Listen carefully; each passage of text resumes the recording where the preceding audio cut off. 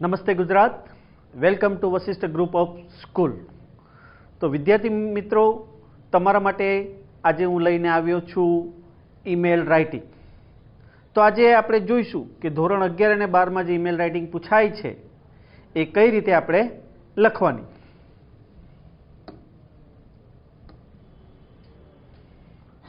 Standard 11-12 email writing. પહેલા તો email writing લખીએ ત્યારે આપણે કમ્પ્લેન્ટ રાઇટિંગ જે છે એ આપણે જોઈશું। હવે મિત્રો, ધોરણ 10 ની અંદર એમ તો તમને અનુભવ થઈ જ ગયો છે કે ભાઈ ઈમેલ લખતી વખતે પહેલા ફ્રોમ, ટુ, સબ્જેક્ટ અને પર્પસ, બરાબર છે। ઈમેલ કોણ લખે છે એના વિશે આપવામાં આવેલું હોય છે, કોને લખવાનું છે એ પણ આપેલું હોય છે અને સબ્જેક્ટ પણ આપેલો હોય છે। જેમ કે અહીંયા આપણે જોઈએ કે mister Monish Patel purchase a beautiful flower vase from flipkart.com and he received it in a damaged condition. He writes an email complaining about it. Draft an email to flipkart@gmail.com on his behalf in about 100 words. તો અહીં જુઓ મિત્રો, આજે mister Monish Patel જે છે તે આપણે શામાં લઈશું? ફ્રોમમાં લઈશું। હવે શું કરે છે? Purchase a beautiful flower vase, એ સુંદર મજાનું ફ્લાવર વેઝ જે છે તે ફ્લિપકાર્ટ પરથી flipkart.com પરથી મંગાવે છે and receive it in a damage parcel, damage condition. અને એ જે છે ફ્લાવર વેઝ એ ડેમેજ કન્ડિશનમાં મળે છે। તો હી રાઇટ્સ એન ઈમેલ, હવે એ ઈમેલ જે છે કમ્પ્લેન કરે છે કોને? તો મિત્રો તમને અહીંયા જે છે તે ખ્યાલ આવી જશે। આ જે છે બરાબર, તો ફ્રોમ તો કે કોણ આવશે? મિસ્ટર મોનીશ પટેલ। કોને કમ્પ્લેન કરે છે? flipkart@gmail.com। અને સબ્જેક્ટ શું છે? શાની કમ્પ્લેન છે? ડેમેજ કન્ડિશન, જે પાર્સલ મંગાવેલું તે ડેમેજ કન્ડિશનનું છે। તો આપણે જોઈએ, જુઓ, સૌથી પહેલા તમે જાણો જ છો કે અહીં જે છે ફ્રોમ લખવામાં આવે છે, ફ્રોમ, ટુ અને સબ્જેક્ટ। તો ફ્રોમની અંદર આપણે શું લખીશું? monishpatel@gmail.com। ટુમાં આપણે કોને કમ્પ્લેન કરવાની છે? તો કે flipkart@gmail.com। ત્યાર પછી સબ્જેક્ટ તમારે લખવાનું ડેમેજ પાર્સલ। તો અહીં જે છે ફ્રોમ, ટુ અને સબ્જેક્ટ એ તો લખવાનું જ, પ્લસ આ જે છે એના પછી કોઈ પણ શબ્દ કેપિટલમાં હોવો જોઈએ નહીં। નીચે લખીશું રિસ્પેક્ટેડ સર, એ તમે સારી રીતે જાણો જ છો। હવે આની અંદર શું છે કે I am writing this email to draw your kind attention to the shipment of goods. તો અહીં જે છે હું ઈમેલ લખી રહ્યો છું તમારું ખાસ ધ્યાન દોરવા માટે, જે તમે ગુડ્સ જે છે, જે તમે માલ સામાન જે છે મોકલેલો છે તેના પર। હવે I order for a decorative flower vase on 25th April 2011। જો પહેલી વસ્તુ ખાસ યાદ રાખજો, તમે જ્યારે પણ લખો ત્યારે પહેલાં તો તમારું ખાસ ધ્યાન દોરવા માંગુ છું। હવે હું ઈમેલ કેમ લખું છું એનો પર્પસ છે, બરાબર છે। તો અહીં જે છે મેં ઓર્ડર આપેલો, ઓર્ડર કઈ તારીખે આપ્યો હતો? ડેકોરેટિવ ફ્લાવર વેઝનો 12th April 2021। My order ID is, આ જે ઓર્ડર આઈડી જે છે એ તમારે યાદ રાખવાનું કે ભાઈ મારી ઓર્ડર આઈડી જે છે તે છે 2244366765 and I paid through BHIM Pay which offered me 10% discount, બરાબર છે। અને મેં જે છે ભીમપે પરથી આ જે છે તે ચૂકવ્યું હતું। કેમ? કારણ કે એનામાં 10% ડિસ્કાઉન્ટ મળતું હતું। I received the parcel on 18th April 2021। તો મિત્રો અહીંયા જુઓ, તમે જે વસ્તુ મોકલી છે એના પર હું તમારું ખાસ ધ્યાન દોરવા માંગુ છું। પહેલો મુદ્દો એ છે। પછી આપણે ઓર્ડર આપેલો તો પહેલો કી તમારે યાદ રાખવાનું ઓર્ડર, કે મેં કઈ તારીખે ઓર્ડર આપેલો? તો order for decorative flower vase on 12th April 2021, ભાઈ 12 એપ્રિલે મેં ઓર્ડર આપેલો। અને એનો આઈડી, ઓર્ડર લખો તો હંમેશા કમ્પલસરી શું હોય? એનું આઈડી હોય છે। એન્ડ આઈ પેડ થ્રુ, અને આઈડી લખાયા બાદ ઓનલાઈનમાં ભીમ થ્રુ જે છે મેં પૈસા ચૂકવેલા. કેમ? કારણ કે મને 10% ડિસ્કાઉન્ટ મળે છે. આઈ રિસીવ ધ પાર્સલ. 12 તારીખે ઓર્ડર આપેલો અને કઈ તારીખે મળેલું? 18 એપ્રિલે. But I regret to state that when I open it, બરાબર છે. પહેલી વસ્તુ 12 એપ્રિલે મેં ઓર્ડર આપેલો, એનો આઈડી 2244367665 છે અને ભીમ પે 3 મેં ચૂકવ્યું હતું કારણ કે એમાં 10% મળતા હતા અને 18 તારીખે મને મળ્યું. બરાબર છે. હવે તમને ખાસ આઈ રિગ્રેટ ટુ સ્ટેટ ડેટ, મને ખરેખર કહેતા દુઃખ થાય છે કે જેવું મેં ઓપન કર્યું, વેન આઈ ઓપન ઇટ, જ્યારે મેં એને ઓપન કર્યું ફ્લાવર વેઝને, I found the flower vase was broken. મેં જોયું કે ફ્લાવર વેઝ તો તૂટેલું હતું. It was not pack properly. તો તૂટેલું હતું તો પહેલો પોઈન્ટ એમાં શું આવ્યું? Not pack properly. બરાબર છે. આ જે છે તે તૂટેલું હતું ફ્લાવર વેઝ, બરાબર યોગ્ય રીતે એને પેક કરવામાં નહીં આવેલું. બીજી વસ્તુ, it had no form nor any cotton around that can prevent it from breaking. એ જે છે ફોર્મમાં પણ નહીં હતું, વ્યવસ્થિત રીતે ગોઠવવામાં આવેલું નહીં હતું. બીજી વસ્તુ, નોર એની કોટન અરાઉન્ડ ધેટ, અને આજુબાજુ જે છે એના રક્ષણ માટે કોટનનો જે છે ઉપયોગ કરવામાં આવેલો નહીં હતો. બરાબર છે. બીજી વસ્તુ, the parcel might not have been handle with care. એને બહુ સારી રીતે કેર કરવામાં આવેલું નથી. તો મિત્રો અહીંયા એક વસ્તુ જુઓ, યાદ કઈ રીતે રાખવું. પહેલું તો ઓર્ડર કઈ તારીખે આપ્યો? 12 એપ્રિલે. આઈડી શું છે? તો કે 22 44 36 76 5. કઈ તારીખે મળ્યું એને? 18 એપ્રિલે. પણ 18 એપ્રિલે મળ્યું, બરાબર. જ્યારે એણે ઓપન કર્યું તો શું થયું? પહેલો મુદ્દો યાદ રાખવાનો, flower vase was broken. Flower vase તૂટી ગયું હતું. અને બીજું કે પ્રોપરલી પેક કરવામાં નહીં આવેલું હતું, ફોર્મમાં નહીં હતું, આજુબાજુ જે છે કોટન જે છે મૂકવામાં નહીં આવેલું હતું, એટલે તરત તૂટી ગયું. અને the parcel might not have been handle with care. એનો મતલબ એમ કે જે પણ પાર્સલ મોકલવામાં આવેલું છે એ યોગ્ય રીતે હેન્ડલ કરવામાં આવેલું નથી, કાળજીપૂર્વક હેન્ડલ કરવામાં આવેલું નથી. Your is a reputed online portal. જો આપણું કામ થઈ ગયું, બરાબર છે. આપણે જે ફ્લાવર વેઝ વિશે કહેવાનું હતું એ આપણે કહી દીધું. તો 3 મુદ્દા થયા અહીંયા. પહેલી વસ્તુ કે ભાઈ બ્રોકન હતું, બીજી વસ્તુ નોટ પેક પ્રોપરલી, અને ત્રીજી વસ્તુ no form and cotton around that can prevent it from breaking. બરાબર છે. અને હેન્ડલ કરવામાં નહીં આવેલું. હવે તમારી જે ઓનલાઈન શોપિંગ છે તે કેવી છે? એકદમ રેપ્યુટેડ છે. ધ પાર્સલ પછી yours is a reputed online shopping portal and such incidents diminish your name. અને પછી જે છે ખરેખર તમારી જે ઓનલાઈન શોપિંગ જે છે તે ખરેખર કેવી છે? રેપ્યુટેડ છે. અને આવી ઘટના જે છે તે શું કરે છે? તમારું નામ અને કીર્તિને ડિમિનિશ કરી નાખશે. બરાબર છે. એટલે કે નુકસાન પહોંચાડશે. Such dedicate product should be pack properly. તો આવી જે પણ કંઈક પ્રોડક્ટ હોય એને તમારે શું કરવું જોઈએ? પ્રોપરલી પેક કરવું જોઈએ. So that it rich to the customers intact. જેથી કરીને એ જેવી વસ્તુ છે તેવી જ કસ્ટમર સુધી પહોંચે. બરાબર છે. તો આપણે આપણી કમ્પ્લેન લખાઈ ગયા બાદ આપણે શું કહી શકીએ કે ભાઈ તમારી ઓનલાઈન શોપિંગ જે છે તે ખરેખર રેપ્યુટેડ છે, અને આવી જો ઘટના બને તો તમારું નામ અને કીર્તિ જે છે તે ડેમિનિશ થઈ જશે. બરાબર છે. અને પછી આવી જે ડેલિકેટ પ્રોડક્ટ જે છે તમારે પ્રોપરલી પેક કરવી જોઈએ, જેથી કરીને કસ્ટમર સુધી જેવી છે તેવી પહોંચે. આટલું લખાઈ ગયા બાદ I request for the immediate replacement. તો હું તમને વિનંતી કરું છું કે આ તાત્કાલિક મને રિપ્લેસમેન્ટ કરી આપો જે પણ ડેમેજ થયું છે પાર્સલ તે. છેલ્લે થેન્ક યુ, પછી યોર્સ ફેથફુલી અને મોહનીશ પટેલ. તો આ રીતે જે છે તમે એને લખી શકો છો. બરાબર. નેક્સ્ટ બીજું જોઈએ.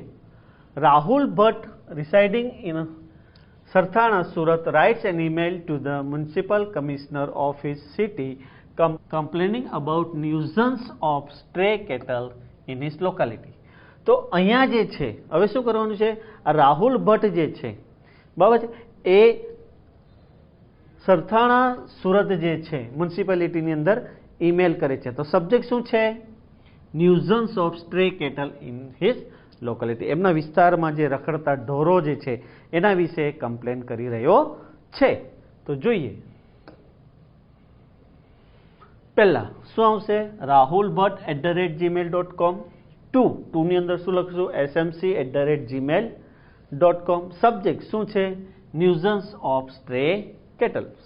રિસ્પેક્ટેડ સર અહીં જે છે ત્યારબાદ I am writing this email to draw your attention to the nuisance of stray cattle in our area. તો SMC ની અંદર ઈમેલ લખી રહ્યો છે. તો ખાસ હું અહીંયા ઈમેલ લખી રહ્યો છું તમારું ધ્યાન દોરવા માટે. કઈ બાબત પર, nuisance of stray cattle in our area. અમારા વિસ્તારમાં રખડતા ઢોરો જે છે એનો ત્રાસ, એની કમ્પ્લેન જે છે હું તમને કરી રહ્યો છું, એના તરફ તમારું ધ્યાન જે છે તે દોરી રહ્યો છું. તો માઇન્ડની અંદર એક કન્સેપ્ટ ક્લિયર રાખો કે આપણે જે ઈમેલ લખવાનું છે તે શાના પર લખવાનું છે, nuisance of stray cattle in our area. તો શું લખશું, of late stray cows, pigs and donkeys have been causing a great trouble to the people in our area. હવે આપણે રખડતા પ્રાણીઓ વિશે, રખડતા ઢોરો વિશે કમ્પ્લેન કરીએ છીએ. તો શરૂઆત છે જે રખડતી ગાયો છે, ડુક્કરો છે, ડોંકીઝ છે, ગધેડાઓ જે છે તે have been causing a great trouble to the people in our area. અમારા વિસ્તારમાં લોકોને બહુ જ મુશ્કેલી કરી રહ્યા છે. તો પહેલો મુદ્દો આવ્યો stray cows, pigs and donkeys. પછી આવશે એમાં stray કેટલ્સ are also no exceptions. રખડતા કૂતરાઓ જે છે એ પણ બાકી રહ્યા નથી. હવે આટલું આપણે લખ્યું બરાબર છે. પહેલી વસ્તુ શું લખ્યું, nuisance of stray cattle in our area. તો કયા કયા, તો ભાઈ stray cows, pigs and donkeys have been causing a great trouble to the people in our area. આપણા વિસ્તારમાં જે રખડતા ઢોરો, ડુક્કરો અને ગધેડાઓ જે છે તે ખરેખર અમારા વિસ્તારમાં લોકોને બહુ ત્રાસ આપી રહ્યા છે. અને એમાં તમે જાણો જ છો રખડતા કૂતરાઓ પણ બાકી રહ્યા નથી. હવે એ શું કરે છે, તો cows are seen either sitting in the middle of the roads or wandering here and there. તો અહીંયા તમે શું પોઈન્ટ્સ યાદ રાખશો, sitting and wandering here and there. બરાબર છે. કાઉઝ જે છે મોટે ભાગે શું જોવા મળતા હોય છે, કાઉઝ આર સીન, આપણને કાઉઝ જે છે અમને જોવા મળે છે sitting in the middle of the road, રોડની વચ્ચે જ બેસી જાય છે. તમે અનુભવ જ છે, તમને ખબર જ છે. અને વન્ડરિંગ હિયર એન્ડ ધેર, અને આમ તેમ રખડતા હોય છે. તો પહેલો પોઈન્ટ શું આવ્યું, sitting in the middle of the rods and wandering here and there. તમને ખબર છે કાઉઝ આર સિટિંગ, બરાબર છે, in the middle of the રોડની વચ્ચે જ બેસી જાય છે. સવારમાં તમે જોશો, સાંજે જોશો, રાતે જોશો, તે રોડની વચ્ચે જ બેસી જાય છે. અને પ્લસ બીજા બધા શું કરે, આમ તેમ રખડતા હોય છે. તો દે કોઝ અ ટ્રાફિક જામ્સ. તો એના લીધે શું થાય, ટ્રાફિક જામ થાય એન્ડ રોડ એક્સિડન્ટ. બરાબર છે, ટ્રાફિક જામ થાય, રોડ એક્સિડન્ટ થાય. તો it has become difficult for us to walk or drive alone. હવે ટ્રાફિક જામ થાય, રોડ એક્સિડન્ટ થાય તો અમારા માટે ડ્રાઇવિંગ કરવું ખરેખર બહુ ડિફિકલ્ટ હોય છે. અથવા તો અમારે ચાલતા જવું હોય ત્યારે પણ અમને બહુ મુશ્કેલી પડતી હોય છે. તો ડ્યુરિંગ નાઇટ અવર્સ, હવે મેઇન વસ્તુ રાતે શું થાય કે મેની પેડેસ્ટ્રિયન્સ સ્ટમ્બલ ઓવર ધીસ કેટલ્સ. જે રાતે તમે જુઓ મોટે ભાગે તો જે ઢોરો જે છે, રખડતા પ્રાણીઓ જે છે, ગાયો જે છે, એ શું કરે, આપણે પેડેસ્ટ્રિયન એટલે કે રસ્તા પર ચાલનાર વ્યક્તિઓ જે છે ત્યાં રસ્તા પર આવીને શું કરે છે, આ સ્ટ્રે કેટલ્સ બેસી જાય છે. વધારાનું their dungs makes the street dirty. બીજું એમના જે ડંગ્સ જે છે એટલે કે છાણ ને બધું જે છે તે શું કરે છે, એનાથી રસ્તાઓ ખરાબ થાય છે એન્ડ શું થાય, અનહેલ્ધી બને છે. તો અહીંયા તમારે યાદ રાખવા જેવી કઈ બાબત છે, પહેલી વસ્તુ તમને ખ્યાલ આવી ગઈ કે I am writing this email to I am writing this email to draw your kind attention to the nuisance of stray cattle in our area. અમારા વિસ્તારમાં જે રખડતા પ્રાણીઓ છે એના પર હું તમારું ખાસ ધ્યાન દોરવા માંગુ છું. અને એમાં તમને ખબર જ છે સ્ટ્રે કાઉસ, પિગ્સ અને ડોંકીઝ. બીજી વસ્તુ શું યાદ રાખવાનું? સ્ટ્રે ડોગ્સ, એ પણ બાકી નથી. હવે કાઉ શું કરે? તો sitting in the middle of the road અથવા વન્ડરિંગ હિયર એન્ડ ધેર, બેસી રહી આમ તેમ રખડે, તો એના લીધે શું થાય? ટ્રાફિક જામ થાય, રોડ એક્સિડન્ટ થાય, અને અમે ચાલતા જતા હોય અથવા ડ્રાઇવિંગ કરતા ત્યારે બહુ મુશ્કેલી પડે. પ્લસ રાતે તમે જુઓ તે મોટે ભાગે જે પેડિસ્ટ્રિયન્સ રાતે તમે જુઓ લોકો તો બધા ચાલતા નીકળતા હોય છે, ત્યારે પણ આ જે કેટર જે છે તે રસ્તે જ બેસેલા હોય છે. વધારાનું બીજું શું કરે? એના ડંગ જે છે એનાથી શું થાય છે? રસ્તો જે છે ખરાબ થાય છે અને અનહેલ્ધી બને છે. તો I request you to pay surprise visit. હું ઈચ્છું છું કે તમે અચાનક મુલાકાત લો ટુ અવર એરિયા, અમારા વિસ્તારનો, અને see the thing your self, અને જુઓ તમે પરિસ્થિતિ, કે ઘણીવાર તમે વાસ્તવિક જોશો તો તમને ખ્યાલ આવે.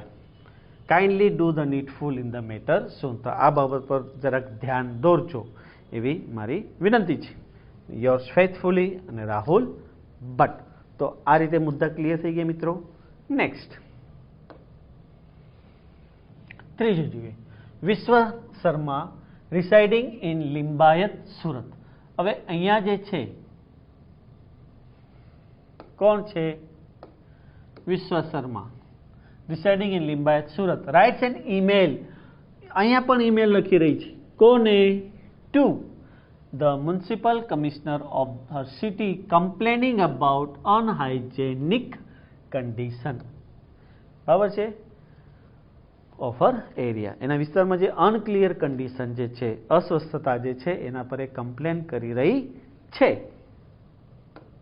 જોઈએ તો પહેલા from Vishwa 111@gmail.com to smc@gmail.com. subject unhygienic condition. Respected sir, I am writing this email to draw your attention to the unhygienic condition of our area. તો મિત્રો તમે ઈમેલની શરૂઆત આ રીતે કરી શકો છો. જે પણ સબ્જેક્ટ છે તેના પર તમારું હું ખાસ ધ્યાન દોરવા માંગુ છું. હવે અનહાઇજેનિક કન્ડિશન જે છે, અનક્લિયર કન્ડિશન જે છે એ શાના કારણે છે? તો તમને ખબર છે કે એસએમસીમાં બધા જે સ્વીપર્સ જે હોય છે એ લોકો કર્મચારીઓ જે હોય છે, બરાબર છે, રોજ સવારમાં આવે છે, રોડ સાફ કરે છે, સોસાયટીમાં પણ ઘણો વિસ્તાર સાફ કરતા હોય છે, દરરોજ સાફ કરતા હોય છે, બરાબર છે. તો sweepers are expected to clean the street every day. તો સ્વીપર્સ પાસે એટલીસ્ટ આપણે આટલી એક્સપેક્ટેશન રાખી શકીએ કે દરરોજ આવે અને સ્ટ્રીટને ક્લીન કરે. બટ ઇન્સ્ટેડ, પરંતુ તેના બદલે શું થાય છે? They clean and sweep the streets once and twice a week. દરરોજ આવીને સ્ટ્રીટ જે છે, રસ્તા જે છે તે ક્લીન કરવું જોઈએ. એના બદલે તો અઠવાડિયામાં 1 કે 2 વાર જ આવે છે અને રસ્તા જે છે તે ક્લીન કરતા હોય છે. તો hips of garbage are found everywhere. તમે જોજો હવે અઠવાડિયામાં 2 થી 3 વાર આવે તો શું થઈ જાય? હિપ્સ ઓફ ગાર્બેજ ઢગલો થઈ જાય બધી બાજુ કચરાઓનો. દરેક બાજુ hips of garbage are found everywhere. દરેક જગ્યાએ તમે જુઓ તો કચરાનો ઢગલો જોવા મળે છે. And keep on increasing. અને દિવસે ને દિવસે વધતો જ જાય. 1 દિવસ નહીં આવે, 2 દિવસ નહીં આવે, તો એ કચરાનો ઢગલો જે છે તે દિવસે દિવસે વધતો જાય. હવે જો વધે તો શું થાય? The nuisance of flies. જો સ્વીપર્સ જે છે તે દરરોજ આવવું જોઈએ, બરાબર છે, એના બદલે એ લોકો અઠવાડિયામાં 1 કે 2 વાર જ આવે છે. જો 1 કે 2 વાર આવતા હોય તો શું થાય? એવરીવેર તમે જોશો તો કચરાનો ઢગલો થાય. એક વસ્તુ છે, કચરાનો ઢગલો તમને દરેક જગ્યાએ જોવા મળે અને દિવસે ને દિવસે વધતો જાય. જો કચરાનો ઢગલો વધે તો કોનો જન્મ થાય? કોનું નિર્માણ થાય? ન્યુઝન્સ ઓફ ફ્લાઇઝ એન્ડ મોસ્કિટોઝ. મચ્છરો આવે, માખીઓ આવે ને ભાઈ, ઢગલા હોય ત્યાં આવે જ, બરાબર છે. તો પછી જેમ જેમ કચરાનો ઢગલો વધતો જાય, the nuisance of flies and mosquitoes is on the increase. માખી અને મચ્છરો જે છે તે વધતા જાય છે. There has been an alarming increase in the number of cases of malaria, dengue and chikungunya. અને તમે જોશો કે મચ્છરોનો ત્રાસ વધવા માંડે, માખીઓનો ત્રાસ વધવા માંડે તો વધારે પડતા મેલેરિયા, ડેન્ગ્યુ અને ચિકનગુનિયાના કેસ જે છે તે પણ વધવાના શરૂ થઈ જાય છે. So we hardly find the ward inspector. તમે ખરેખર આ વોર્ડ ઇન્સ્પેક્ટર જે છે અથવા ટીમ જે છે from the health department visiting our area, તમારા વિસ્તારમાં લોકો મુલાકાત લે તો ખબર પડે. I request you to pay surprise visit. તમે પણ આશા રાખીએ છીએ, હું વિનંતી કરું છું કે ભાઈ લોકો અચાનક અમારા વિસ્તારનું મુલાકાત લે અને વસ્તુ છે તે રૂબરૂ જોઈ. Kindly do the needful in the matter soon. ને આ બાબત પર થોડુંક ધ્યાન રાખે એવી આશા રાખું છું. યોર્સ ફેithફુલી વિશ્વા શર્મા. તો મિત્રો, અનહાઇજેનિક કન્ડિશનમાં પહેલો મુદ્દો શું આવ્યો? સ્વીપર્સનો. સ્વીપર શું છે? દરરોજ આવવું જોઈએ, એના બદલે શું કરે છે? અઠવાડિયામાં 1-2 વાર આવે. 1-2 વાર આવે એટલે હિપ્સ ઓફ ગાર્બેજ જે છે, કચરાનો ઢગલો શું થાય? વધતો જાય, દરેક જગ્યાએ જોવા મળે, ઇન્ક્રીઝ થતો જાય. એ ઇન્ક્રીઝ થાય એટલે કોણ આવે ભાઈ? કયા મહેમાન આવે? ફ્લાઇઝ એન્ડ મોસ્કિટોઝ આવે. ફ્લાઇઝ એન્ડ મોસ્કિટોઝ આવે તો સાથે સાથે રોગ પણ લાવે. કયા કયા? તો કે મલેરિયા, ડેન્ગ્યુ, ચિકનગુનિયા, આ બધા કેસીસ જોવા મળે. તો અમે એવી આશા રાખીએ છીએ કે ભાઈ એટલીસ્ટ અહીંયા આવે, રૂબરૂ મુલાકાત કરે અને ધ્યાન દોરે. બરાબર છે મિત્રો?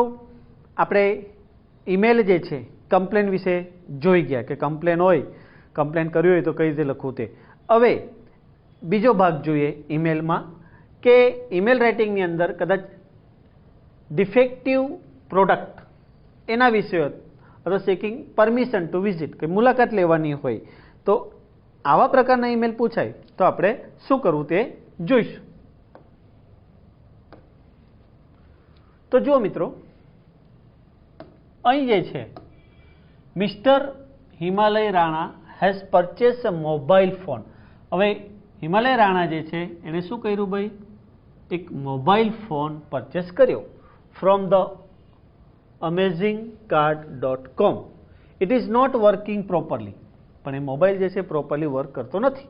તો draft an email on his behalf on amazingcard@gmail.com complaining or requesting to replace it on his behalf in about 100 words. તો આપણે જે છે અહીં હિમાલય રાણા જે છે એણે મોબાઈલ ખરીદ્યો છે, બરાબર છે, amazingcard.com પરથી, પરંતુ એ મોબાઈલ જે પ્રોપરલી વર્ક કરતો નથી. તો એ કોને રિક્વેસ્ટ કરશે અથવા કમ્પ્લેન કરશે? તો amazingcard@gmail.com પર. કઈ બાબતે રિક્વેસ્ટ કરશે ભાઈ? રિપ્લેસ કરી આપો. રિક્વેસ્ટિંગ ટુ રિપ્લેસ, જે મોબાઈલ છે તેમને રિપ્લેસ કરી આપો. તો જોઈએ, ફ્રોમ himalaya007@gmail.com ટુ કોને? amazingcard@gmail.com. સબ્જેક્ટ કયો હતો? સબ્જેક્ટ મિત્રો defective mobile phone. Respected sir. તો અહીં જે છે જેવું આપણે શરૂઆત કરીએ તેમાં રેફરન્સ આવે છે કેસ મેમો નંબર. જો તમે જુઓ, ઓર્ડર કરો અને લાવો ત્યારે તમને કેસ મેમો નંબર જે છે તે આપેલો હોય છે. તો I am writing this email to request you. અહીં જે હું ઈમેલ લખી રહ્યો છું તમને વિનંતી કરવા માટે, I am writing this email to request you to replace the mobile phone. અહીં જે છે હું ઈમેલ કરી રહ્યો છું, તમને વિનંતી કરી રહ્યો છું કે ભાઈ મોબાઈલ ફોન જે છે તે શું કરી આપો? રિપ્લેસ કરી આપો. Which I purchase from your online store on 8 April 2021. તો તમે કઈ તારીખે મોબાઈલ ખરીદેલો એ વસ્તુ તમારે લખવી પડે. તો અહીંયા શું છે કે ભાઈ હું જે છે અહીંયા ઈમેલ લખી રહ્યો છું તમને ખાસ વિનંતી કરવા માટે કે મારો મોબાઈલ જે છે તે મને રિપ્લેસ કરી આપો, જે મેં પરચેસ કરેલો ઓનલાઈન સ્ટોર પરથી. કઈ તારીખે? 8 એપ્રિલે. તો આઈ એમ ડિસ્પ્લીઝ. બરાબર છે? મોબાઈલ આવ્યો, મેં જોયું તો મને બહુ દુઃખ થયું. I am displeased to inform you that, તમને જાણ કરતાં ખરેખર મને અહીંયા દુઃખ થાય છે કે it has developed a problem within a few days. તમે જોશો તો ખરેખર મને તમને જાણ કરતાં બહુ દુઃખ થાય છે કે ભાઈ it has develop a problem within a few days of its purchase. ખરીદ્યા પછી થોડા દિવસમાં જ એનો જે પ્રોબ્લેમ્સ જે છે તે ચાલુ થઈ ગયું. પ્રોબ્લેમ જે છે તે આવવા માંડ્યા. કયા કયા પ્રોબ્લેમ્સ આવવા માંડ્યા? તો જો, of its purchase the sound system. પહેલી વસ્તુ શું પ્રોબ્લેમ આવ્યો? The sound system is quite irritating and jarring. હવે મોબાઈલ મેં પરચેસ કર્યો, તમે મોકલ્યો, મેં થોડા દિવસની અંદર જોયું તો એની અંદર કંઈક ને કંઈક જે છે તે પ્રોબ્લેમ્સ થોડા દિવસોમાં જ આવવા માંડ્યો. તો પહેલો પ્રોબ્લેમ કયો? તો કે સાઉન્ડ સિસ્ટમ. સાઉન્ડ સિસ્ટમ કેવી હતી? ઇરિટેટિંગ, એમ મગજને ત્રાસ આપે, એમ ચીડ આવે, ગુસ્સો આવે, બરાબર છે. એકદમ અવાજ જે છે એનો બહુ જોરમાં અને કર્કશ અવાજ આવે છે, ઇરિટેટિંગ આવે છે, જેરિંગ આવે છે. કેમેરા, બીજી વસ્તુ સાઉન્ડ સિસ્ટમનો એક પ્રોબ્લેમ છે. બીજી વસ્તુ, કેમેરો doesn't give a clear and deep impression. કેમેરો જે છે તમે કહેતા હતા તે પ્રમાણે એનું એકદમ ક્લિયર રિઝલ્ટ આપતું નથી, ડીપ ઇમ્પ્રેશન એનું છે નહીં. બીજું, whenever I talk on it, જ્યારે પણ હું વાત કરું, or plug into recharge it gets extremely heated. તમને ખબર જ છે મોબાઈલ જ્યારે પણ આપણે ખરીદીએ છીએ એની અંદર 2 થી 3 મેઇન મુદ્દાઓ હોય છે. પહેલી વસ્તુ શું? તો કે સાઉન્ડ સિસ્ટમ બરાબર નથી, કર્કશ અવાજ આવે છે, એમ માથું દુખવા માંડે, ઇરિટેટિંગ થઈ જાય, માણસ ચીડિયો સ્વભાવ થઈ જાય, એટલો જોરમાં અવાજ આવે, ચાઇના મોબાઈલ જેવું. તમને ખબર ચાઇના મોબાઈલમાં તમે વાત કરો તો 10 જણને સંભળાય, બરાબર. એનો સાઉન્ડ કેવો છે? ઇરિટેટિંગ એન્ડ જેરિંગ હોય છે. બીજું, કેમેરો જે છે તે પ્રોપરલી એમાં ક્લિયર રિઝલ્ટ આવતું નથી, જોઈએ તેવી ઇમ્પ્રેશન પડતી નથી રિઝલ્ટમાં. કેમેરામાં શું હોય? બ્લર થઈ જતું હોય છે. બીજું, જ્યારે પણ હું વાત કરું છું અથવા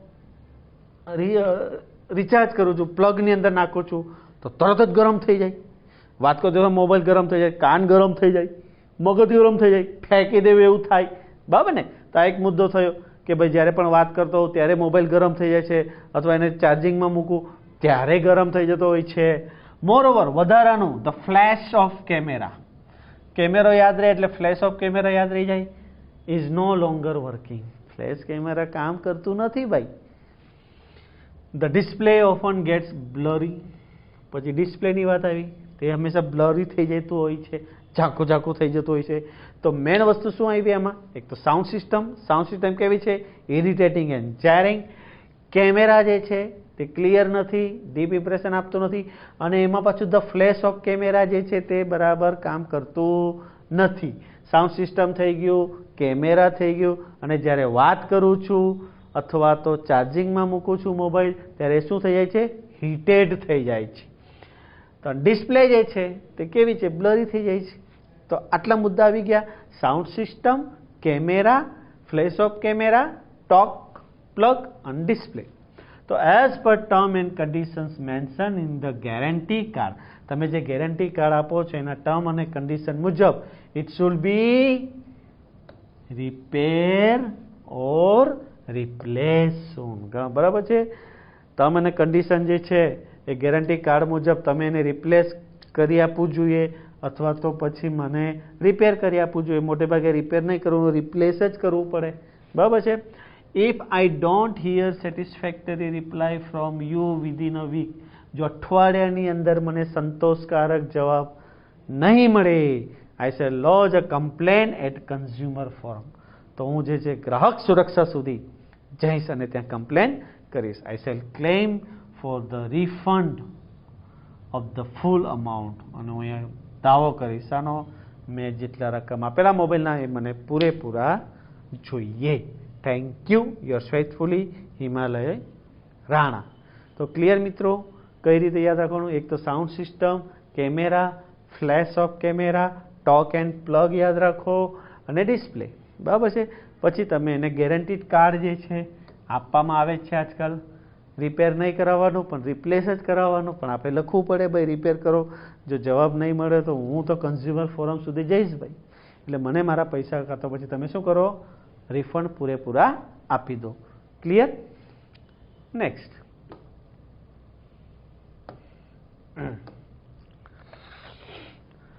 જોઈએ. Rishabh Trivedi Rishabh Trivedi, the class representative of 11th of Sri Vasishtha Vidyalaya, Wow, writes an email to the public relation officer of the Garden Silk Mill, Kadodara, to seek permission to visit mill as a part the study. Draft an email on his behalf on progardensilk@gmail.com. તો અહીંયા કોણ લખે છે ભાઈ email? Rishabh Trivedi. શું છે? CR છે, class representative છે, 11મા ધોરણનો. કઈ સ્કૂલમાં ભણે છે? વશિષ્ઠ વિદ્યાલયની અંદર ભણે છે મિત્રો. તો અહીંયા એક લેટર લખે છે. શાના માટે? કોને લખે છે? To the public relation officer of garden silk મિલની. કઈ બાબતે? તો કે એમના મિલની મુલાકાત લેવાની છે, કારણ કે એ જે સબ્જેક્ટની અંદર જે સિલેબસ જે છે, કરિક્યુલમ અભ્યાસક્રમ જે છે એમાં મિલ વિશે આવતો હશે, એટલે એની પરમિશન, મુલાકાત કોઈક વાર તમે રૂબરૂ જુઓ તો તમને વધારે ખ્યાલ આવે. તો એકવાર વિઝિટ કરવાની ઈચ્છા છે, એના માટેનો ઈમેલ છે. જોઈએ તો from Rishabh Trivedi @gmail.com to progardensilk@gmail.com. Subject to seek permission to visit mill. Respected sir, I am Rishabh Trivedi. હું રિષભ ત્રિવેદી છું, class representative of 11C of Shri Vashishtha Vidyalaya Vav. વાવની અંદર જે વશિષ્ઠ વિદ્યાલય આવેલું છે એનો સીઆર છું, 11C નો. મારું નામ છે રિષભ ત્રિવેદી. વી સ્ટડી ટેક્સટાઇલ ટેકનોલોજી. જો મિત્રો ખાસ યાદ રાખજો, હવે અમે ભણી રહ્યા છીએ textiling technology and textile chemicals use in dyeing and printing in our curriculum. અમારા અભ્યાસક્રમની અંદર જે ટેક્સટાઇલ ટેકનોલોજી અને ટેક્સટાઇલ કેમિકલ્સ જે છે તે ડાઇંગમાં અને પ્રિન્ટિંગમાં કઈ રીતે ઉપયોગ થાય છે એના વિશે અભ્યાસક્રમમાં આપેલું છે ભાઈ અમને. તો on behalf of the students of my class, તો મારા જે વિદ્યાર્થી છે, મારો જે ક્લાસ છે એના વતી હું I am writing this email, હું ઈમેલ કરી રહ્યો છું to seek permission to visit mill. બરાબર છે? મારા ક્લાસ વતી હું તમને ઈમેલ કરી રહ્યો છું કે ભાઈ પ્લીઝ અમને એકવાર મુલાકાત તમારા મિલની કરવા દો. સો દેટ, જેથી કરીને we can get first hand knowledge about textile technology and chemicals. જેથી કરીને અમે રૂબરૂ જે છે તે નોલેજ જે છે ટેક્સટાઇલ ટેકનોલોજી એન્ડ કેમિકલ વિશે મેળવી શકીએ. Kindly inform us the rules and regulations regarding visit to your mill. તો એક વસ્તુ છે, ત્યાં જાવ એટલે રૂલ્સ રેગ્યુલેશન તો જોઈએ જ, બરાબર? જ્યાં જાઓ ત્યાં ડિસિપ્લિન તો જરૂરી છે. તો અમને પ્લીઝ ત્યાંના રૂલ્સ રેગ્યુલેશન કહી દેજો, એટલે અમે એ રીતે જે છે અમે આવીશું. રૂલ્સ રેગ્યુલેશન એટલે કેટલા વાગે આવવાનું, કેટલા વાગે જવાનું, ત્યાં કઈ કઈ વસ્તુને હાથ નહીં લગાવવાની, એ બધું જે તમારા જે પણ કંઈક નિયમ છે, મોબાઈલને બહાર રાખો, જે પણ કંઈ છે રૂલ્સ રેગ્યુલેશન એ અમને જાણ કરો. બરાબર છે? ખાસ કરીને રૂલ્સ રેગ્યુલેશન અમને માહિતી આપી દો. We would like to know the convenient date and time for the visit. તો એક ચોક્કસ મુલાકાતનો સમય, તારીખ જે છે અમને કહી દો. We will be much obliged. અમે તમારા બહુ જ આભારી રહીશું, ઋણી રહીશું. If you allow us to visit your mill. જો તમે તમારા મિલની મુલાકાત અમને કરવા દેશો તો ખરેખર અમે આભારી રહીશું. Waiting for quick response. તમારા રિસ્પોન્સની હું રાહ જોઈશ. Thank you. Your sincerely Rishabh Trivedi. તો મિત્રો ક્લિયર થઈ ગયું. આમાં શું આવશે? એક તો જે સીઆર છે તેનું નામ, કઈ સ્કૂલમાં ભણે છે તે, અને તમને સમજાવવું પડશે કે ભાઈ કરિક્યુલમની અંદર ડાઇંગ અને પ્રિન્ટિંગ જે છે ટેક્સટાઇલ ટેકનોલોજી અને ટેક્સટાઇલ કેમિકલ્સનો ઉપયોગ કઈ રીતે થાય છે એના વિશે જાણવું છે. તો હું જે છે સીઆર તરીકે તમને પરમિશન માટે આ ઈમેલ લખી રહ્યો છું. તો કેમ? કારણ કે ત્યાં first hand knowledge about textile technology and chemicals વિશે અમને રૂબરૂ નોલેજ મળે, જ્ઞાન મળે, માહિતી મળે. તો તમારા રૂલ્સ રેગ્યુલેશન અમને સમજાવી દેજો મુલાકાત કરતી વખતે, અને ખાસ એક ચોક્કસ સમય, તારીખ અમને આપજો. અમે ખરેખર તમારા બહુ જ આભારી રહીશું જો તમે અમને પરમિશન આપશો. તમારા રિસ્પોન્સની ખાસ જરૂર રહેશે. Your sincerely Rishabh Trivedi. બરાબર છે મિત્રો? તો આ રીતે એક કમ્પ્લેન લેટર અને એક સિકિંગ ઇન્ફોર્મેશન વાળું અને ડેમેજ વાળું જે છે ડિફેક્ટિવ પીસ વિશે જે છે એ મોટે ભાગે પૂછાતું હોય છે પરીક્ષાની અંદર. તો આશા રાખું છું તમને બહુ સારી રીતે ખ્યાલ આવી ગયો હશે.